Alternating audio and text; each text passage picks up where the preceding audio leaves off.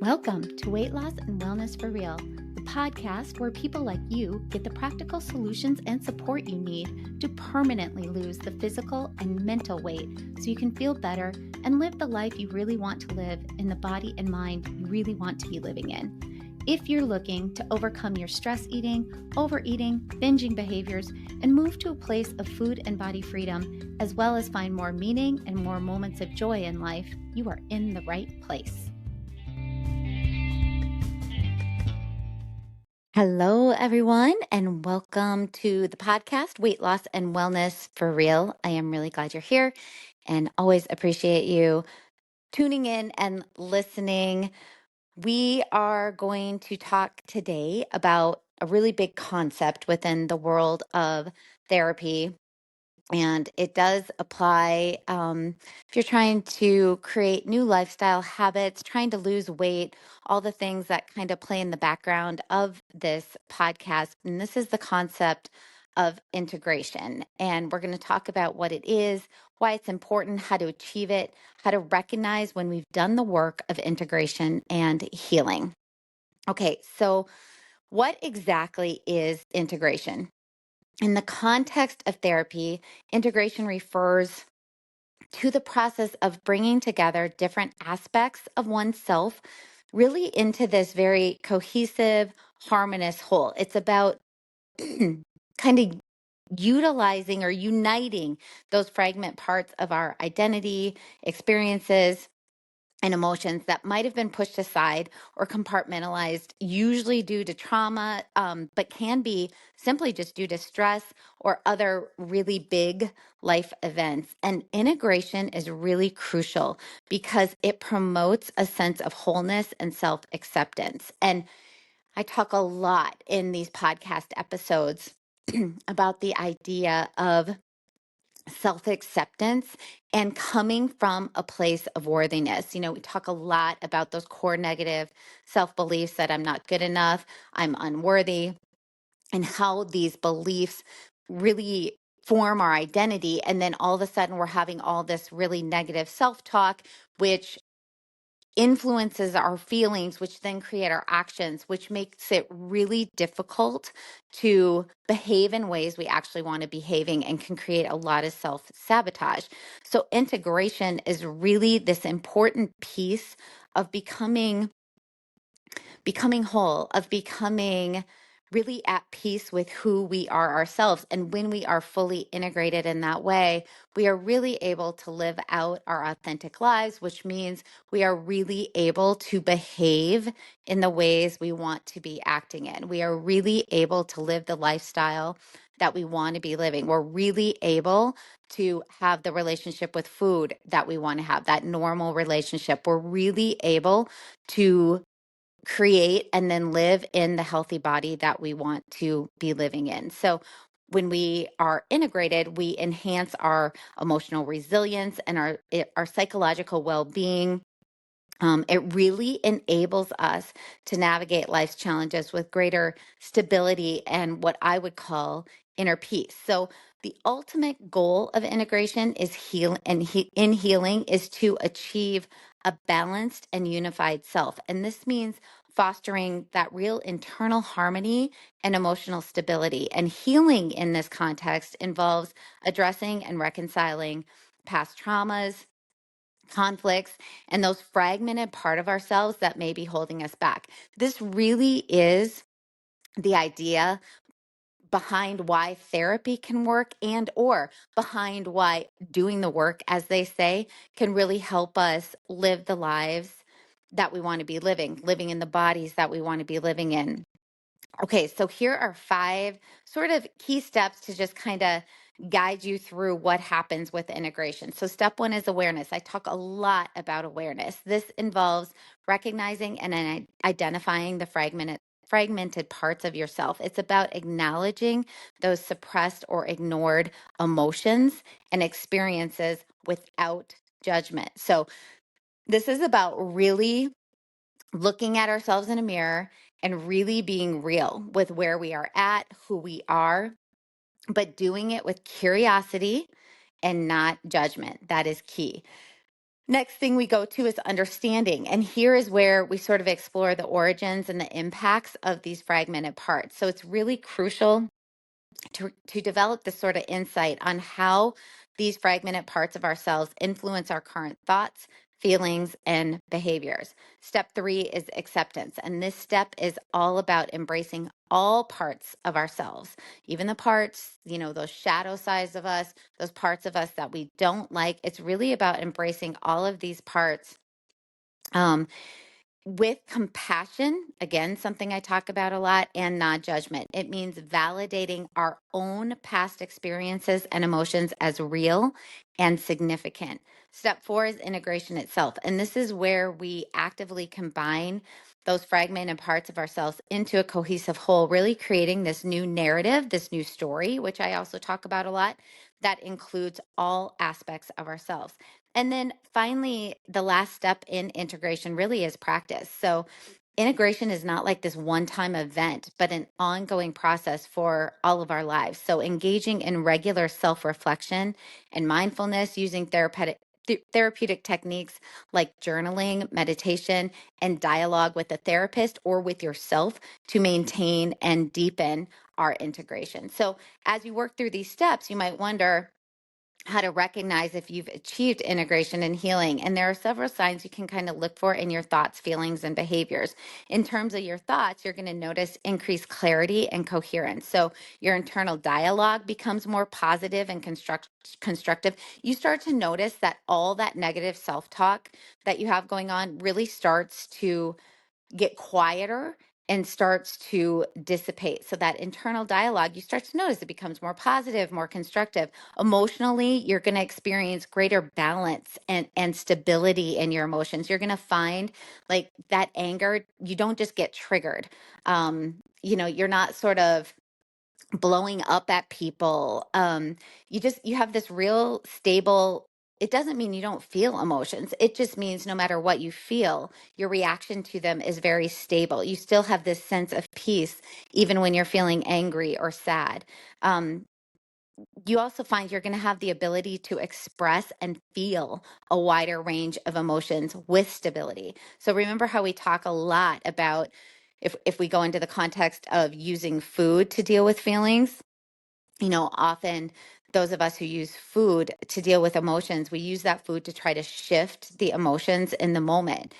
And when you are able to experience all emotions, to experience negative emotions, and to not have to use anything to get out of them, then all of a sudden you're not in these habit patterns of using food or shopping or whatever, scrolling, whatever the thing is to distract yourself or try to change the negative feeling that you're in.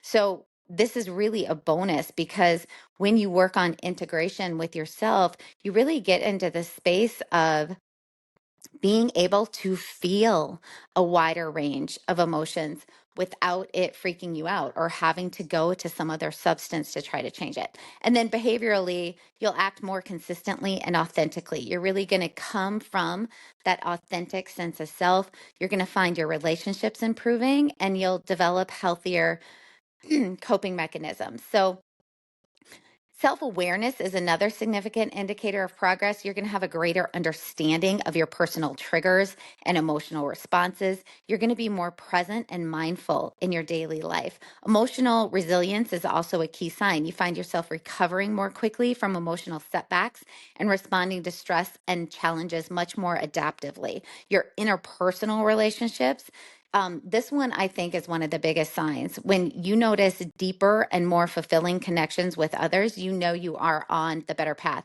If you have kids, number one sign would be you find you have way more patience and emotional give for your children. Your communication will improve and you just exhibit this greater ability at empathy for others. Personal growth is perhaps maybe most the rewarding sign of all. You really feel more grounded and centered with increased self-compassion and inner peace. So I want to give you just an example here and run through all these steps. So there may be a little bit more clear in a practical sense. So I want you to imagine that there's this woman, her name's Sarah, and she discovers that her closest friend has been spreading deeply personal secrets about her within their friend group. And this revelation really shatters Sarah's trust and leaves her feeling profoundly hurt and disoriented. And definitely, this would be betrayal. Hey everyone, just a quick interruption to talk about a new company I'm working with, a company that I actually adore. That is Kion Aminos. I've been using Kion Aminos daily for months now, and I love this product so much. I was super, super excited to work with them. This company is a very, very well vetted. It is one of the only companies that have all 9 essential amino acids in their product, and where they also list exact amounts of each essential amino acid, which so many companies do not disclose. So you know that you are getting exactly what you need in this product. So, supplementing with essential amino acids has been shown to help with appetite control, as well as helping to support muscle maintenance and also recovery. Kion aminos can help you feel fuller longer, help to reduce cravings, and help build muscle for a leaner body.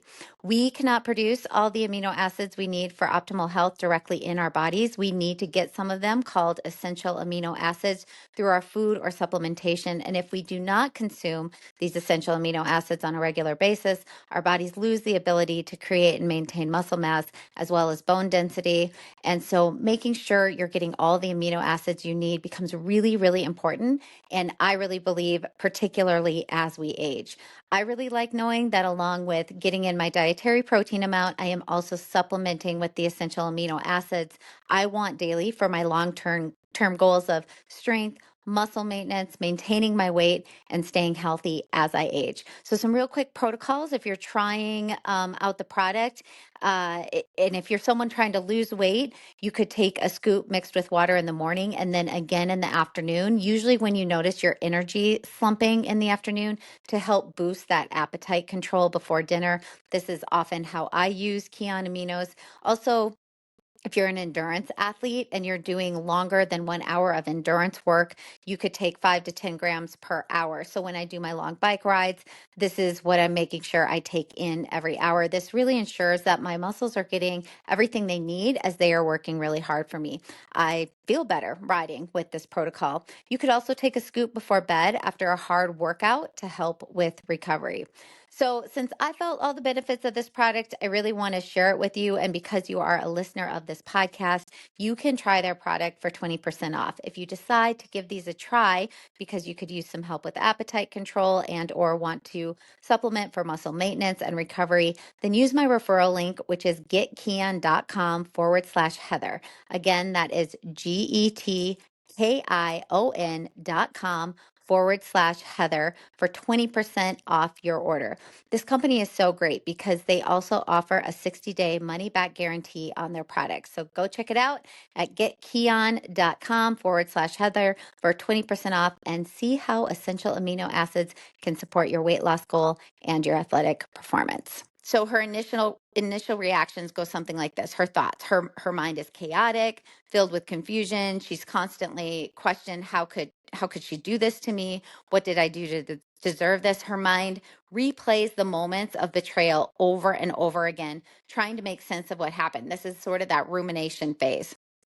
Her emotions, her feelings. She's feeling a complex mix of sadness, anger, and fear. She's heartbroken by the loss of trust and deeply, deeply wounded by her friends' actions. And anger surfaces as she contemplates the betrayal, and fear emerges as she worries about who else might betray her in the future.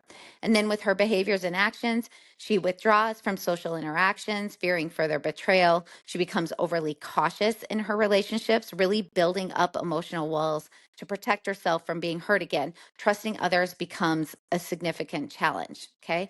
So, this is how the steps would work in working to try to achieve integration and healing for Sarah.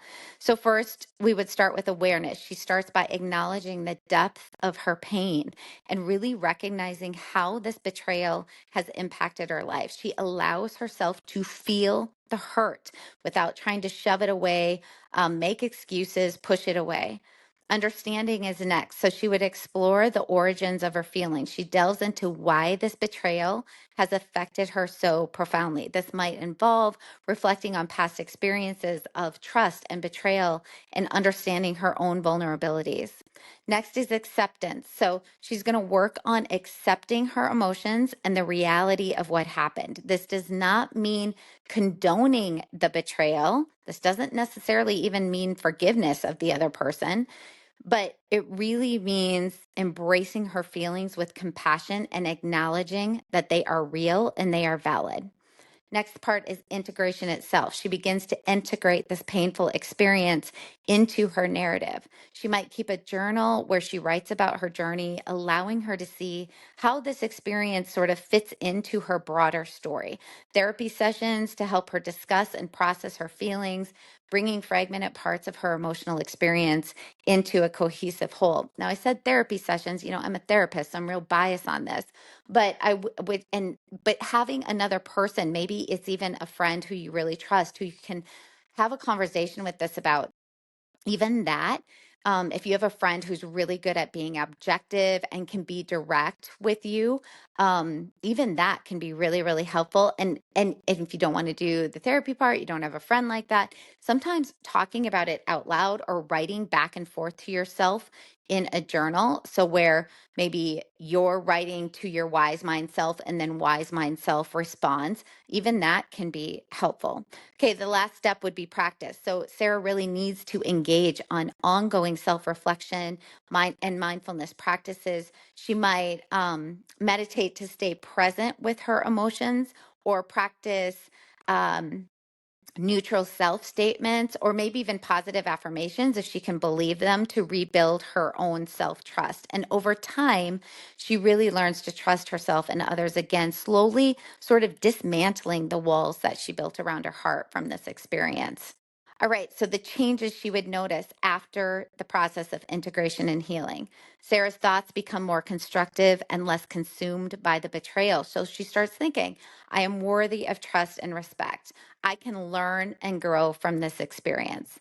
Emotionally, she's going to feel more balanced. The intense sadness and anger from betrayal begin to fade, really replaced by a sense of peace and resilience. She experiences a broader range of emotions, including joy and hope, as she rebuilds her trust in others and with herself. Behaviors, she starts to engage more openly with others. She feels more confident in setting boundaries and trusting her instincts. Her relationships improve as she communicates more effectively and authentically. And then further signs of progress would be self-awareness. She becomes more attuned to her emotional triggers and responses, allowing her to navigate future relationships with greater mindfulness and care. Emotional resilience, she recovers more quickly from emotional setbacks and handles stress with greater ease. Within her interpersonal relationships, she notices deeper and more fulfilling connections with others. Her communication improves, and she exhibits greater empathy. Personal growth, she feels more grounded and centered, experiencing increased self compassion and inner peace. She really recognizes her strengths and capacity to heal, which empowers her to face future challenges with confidence. So remember that healing and integration, again, they're ongoing processes. Be patient and gentle with yourself as you navigate this journey. You really want to celebrate each small step forward and acknowledge the progress that you've made, no matter how incremental it may seem. Therapy can be powerful in achieving integration. If you feel overwhelmed or stuck, don't hesitate to seek professional help. Therapists are trained to guide you through these processes with empathy and expertise. But again, if therapy is not an option for you for whatever reason, really try digging into this with maybe a trusted friend and or doing some journaling. I really appreciate you being here and listening. Don't forget to head to my website and sign up for my free monthly newsletter on all things well-being. It always includes a high protein recipe and just very practical tips and tricks on living your best life. It is at my website's at heatherheynen.com. Heinen is spelled Heynen. I guess that's it for now. We're going to talk soon.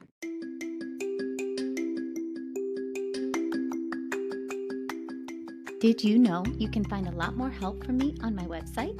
Go to heatherheynen.com. Heinen is spelled Heynen, and there you will find links to my online courses, how I work with clients one-on-one, as well as online with my coaching and counseling services that I offer. The information in this podcast is intended to provide a broad understanding and knowledge of healthcare topics.